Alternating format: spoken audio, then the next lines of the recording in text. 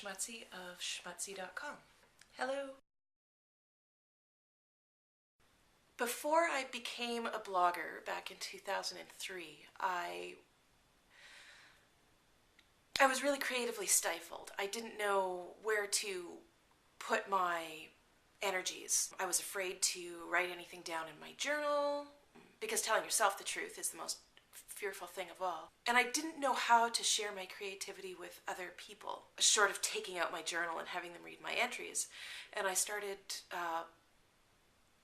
blogging, not necessarily with the idea that there would be a lot of people who would be interested in it, but with the idea that somebody might read it, that I might find some sort of community, creative community, and that would inspire me. And it did. 6 years later, I've written far more than I think I wrote in the previous 15 years before that. Whenever I am at a loss for what to write or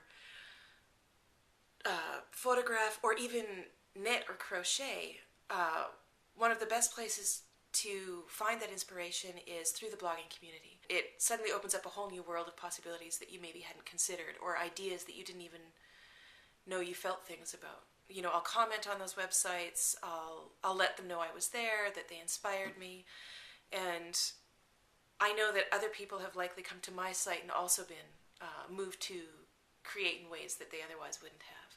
And that's what I mean by community. It's the community of influencers, I guess. Big blog heroes. Mimi Smarty Pants, of course, because she sort of has an off-the-cuff way of making fun of and also tackling some serious subjects as well. And in that same way, I guess Eden Kennedy of Fussy.org, for the exact same reason, is that she seems to blog across a wide spectrum from the serious to the funny. She uses photography,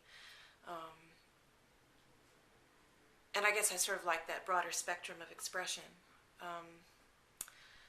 Who else, really? Well, you, of course. You're the one who got me into it in the first place. I had this strange idea that there was only like maybe 12 bloggers out there, and that I read 3 of them.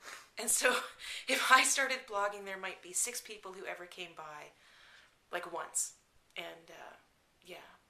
So really it was ignorance that got me into blogging. Otherwise, I don't think I would have started had I known that many people would come by, potentially. Top bits of advice for bloggers that I would give you. Be yourself. Don't write what you think people want to hear. People will enjoy it less because you are enjoying it less. Which leads to my second really huge top tip, is that really being on the internet is kind of like everybody being in the same big room together. So behave sort of how you would like other people to behave. And we all really enjoy genuine people a lot more than we enjoy fake people, which, you know, leads to my first point.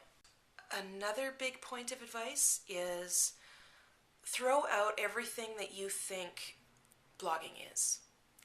A really great quote that I heard today from someone important, the Palinode, is a blog is just a container.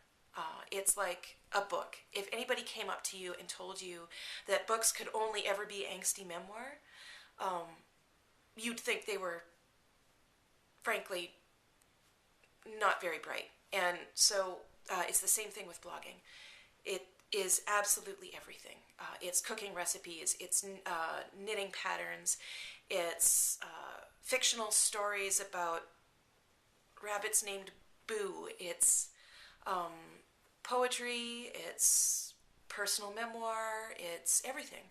So yeah, throw out everything you think it's supposed to be and write what you love, or photograph what you love, or knit the hats of your dreams.